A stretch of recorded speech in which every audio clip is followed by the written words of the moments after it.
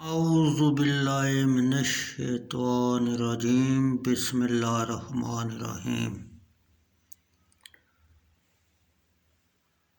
مسلم شریف حدیث نمبر 406۔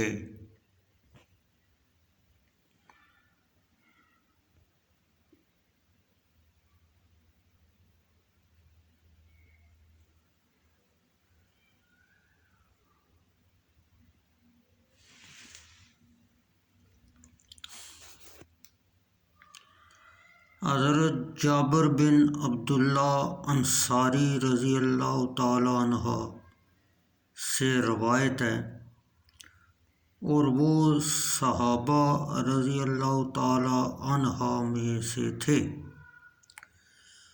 رسول اللہ صلی اللہ علیہ وسلم کے فرمایا، رسول اللہ صلی اللہ علیہ وسلم نے اور آپ صلی اللہ علیہ وسلم ذکر کرتے تھے وہی موقوف ہو جانے کا۔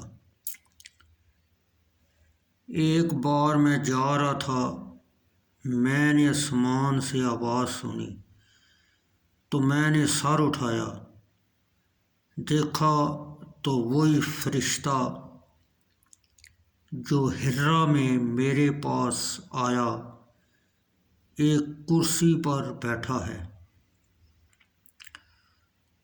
آسمان اور زمین کے بیچ میں۔ یہ دیکھ کر میں سہم گیا ڈر کے مارے، اور لوٹ کر گھر میں آیا۔ میں نے کہا، مجھے کپڑا اڑا دو، مجھے کپڑا اڑا دو۔ انہوں نے کپڑا اڑا دیا۔ تب اللہ تعالیٰ نے یہ سورت اتاری، یا ایھا المدثر، اخیر تک، یعنی اے کپڑا اوڑھنے والے، اٹھ اور ذرا لوگوں کو ڈرا اور اپنے مالک کی بڑائی کر، اور اپنے کپڑوں کو پاک کر اور پلیدی کو چھوڑ دے۔ پلیدی سے مراد بت ہیں۔